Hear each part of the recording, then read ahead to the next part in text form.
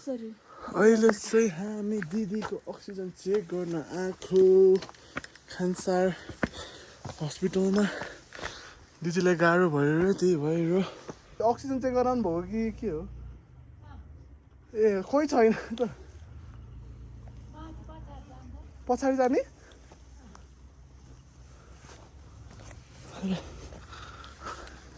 first blog गरेको होला मलाई लाज लागिरहेछ साथीहरू भन्न नमिल्ने ए दिदी माथि रहेछ नि त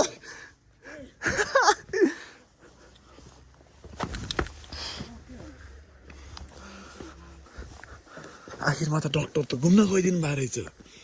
म नर्स भएको मलाई नर्स नपरेर म रिग्रेट आइरहेको छ किनकि अहिले म अरू के अरे उस्तो होला नि त यहाँ के भन्छ दिदी त्यसलाई इन्स्ट्रुमेन्टहरू त होला इन्स्ट्रुमेन्ट हुन्छ कि के हुन्छ अक्सिजन नाप्ने कुरा हुन्छ नि त्यो सानो त्यो चाहिँ लिएर हिँड्नु पर्ने रहेछ कि जस्तो मिस्टेक ठिकै छ हेरौँ भोलिको कन्डिसन के हुन्छ त टिचर ट्रेक के हुन्छ अब भोलि नै थाहा हुन्छ होइन झन् तपाईँलाई फोकट हिँड्नु पऱ्यो यार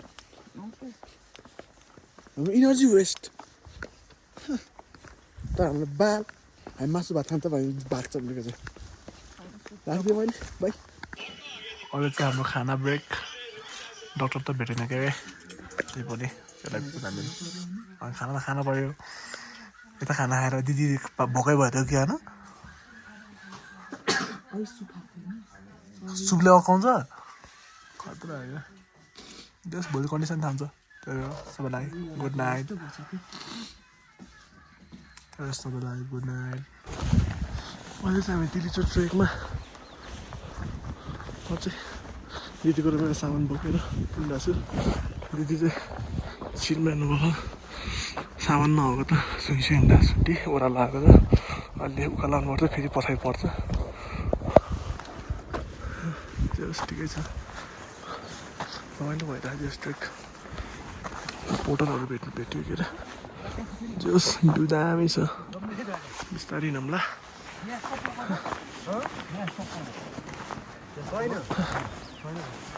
अहिले चाहिँ हामी श्री खड्गाउँ आइपुग्न लाग्यौँ यहाँ लोड भइसकेको मान्छेहरू धेरै छ ठिकै छ बिस्तारै यिनीहरू सेभ गर्ने हिँड्ने हामीले ट्रेक गर्दा त नयाँ नयाँ साथी बनायौँ सबै साथीहरू अगाडि पुगिसक्यो भ्यू चाहिँ दामी छ वाह छ यो चाहिँ आइपुग्यो हामी चाहिँ फाइनली बेस क्याम्प आइसक्यो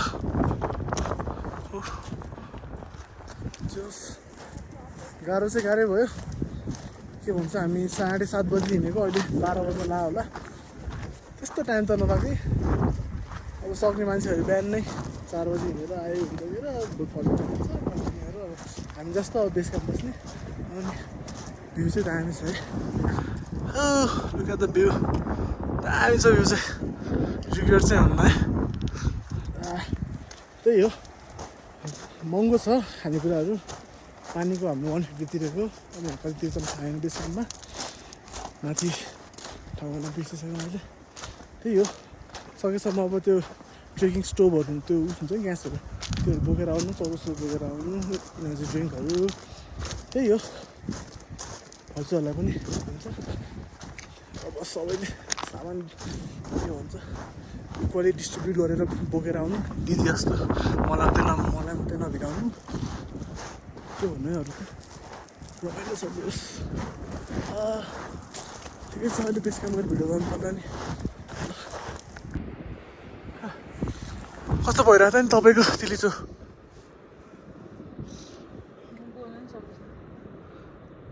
त्यही हो सोचे जस्तो सजिलो चाहिँ छैन तर सजिलो पनि छ है के भन्नु है होइन त्यो ट्रेक नहिँड्ने मान्छे भएर नि होला दिदी त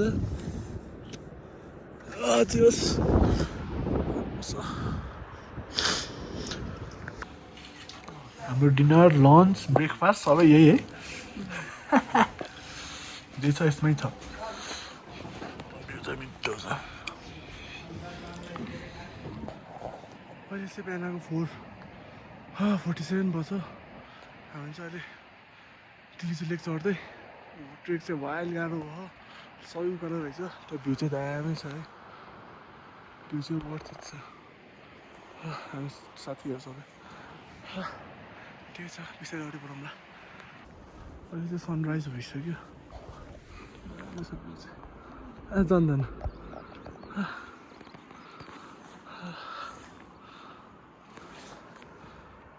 स्टिल वकिङ है हामी चाहिँ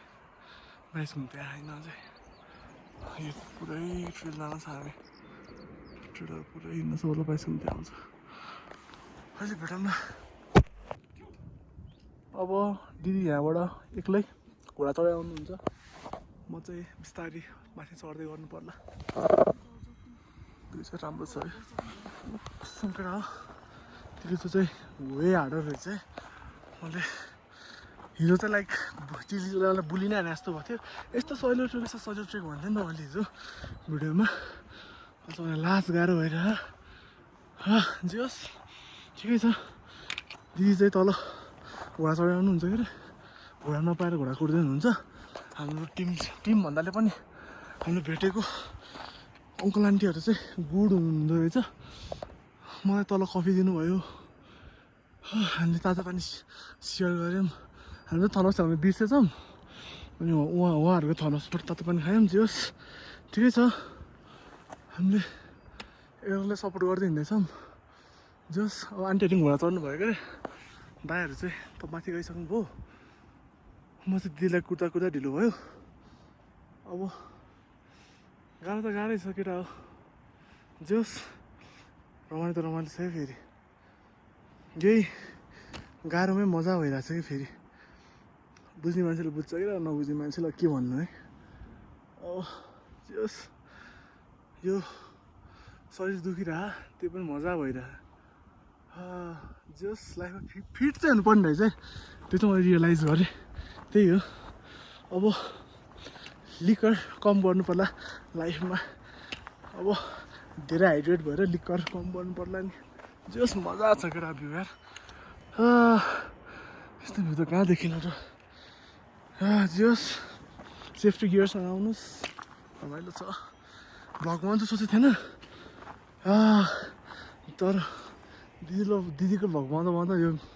मेरो भ्लग बने कि त्यो भएर ठिकै छ र मजा भइरहेको तर ल केटाकेटी यो 22 घुम्ती कटियो भ्यू चाहिँ पछाडि देख्नु भयो होला भवाल छ अगाडि नै हेर्नु अगाडि नि भवाल छ जोस् म खुसी छु लाइफमा डिमोटिभेट भइरहेको थियो अलिअलि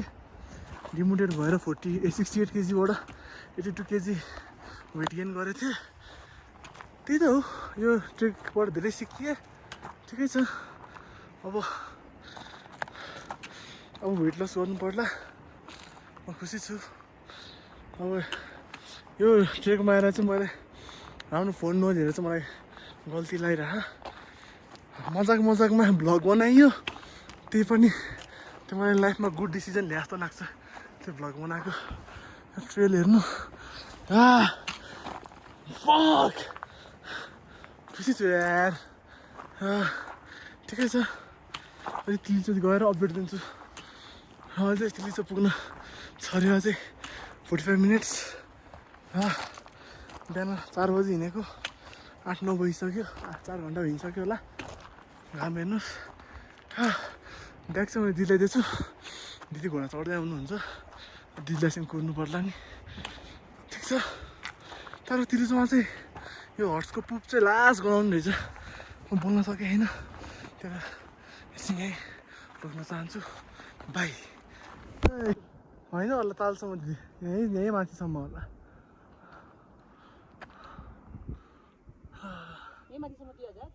3500 लास्टै महँगो भने नि यिनीहरूले यो भिडियो बनाइदिने रे तर मैले यही भ्लगबाट काटेर हालिदिन्छु इनर्जी छैन मसँग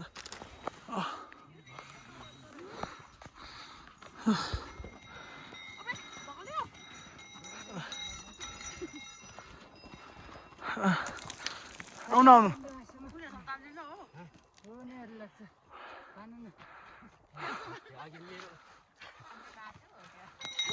मेरोमा नचढेको भन्न लानु भएको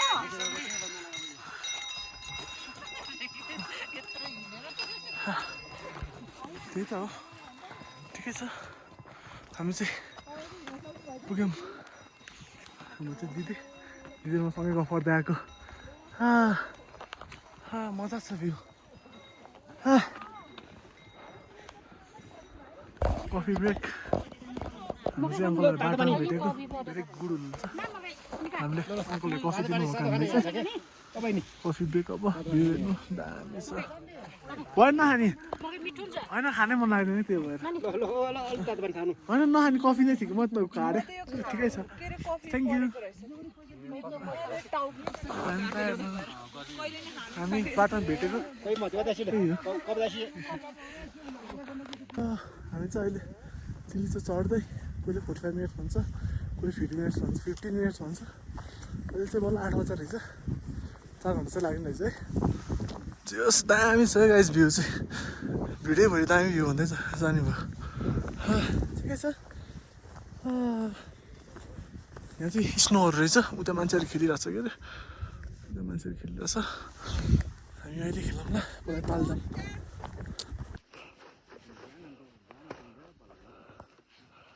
स्ट्रङै रहेछ ओए ठिकै छ केटा ओए गऱ्यो म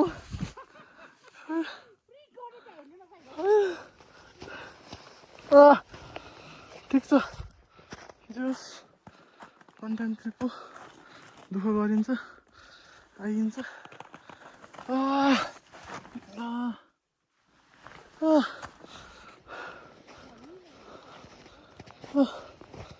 1 टाइम ट्रिप हो जे गरियो दुःख गरियो जे भोलेनाथ खुसी लाग्यो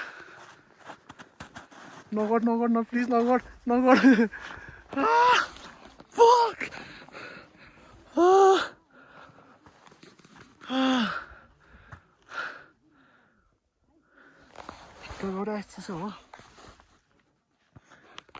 We are on the top र स्निकर भल पनि अलवेज अन द टप है ल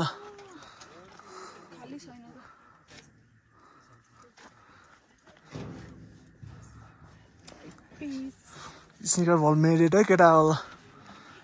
भ्यू चाहिँ हेरौँ ल ड्याङ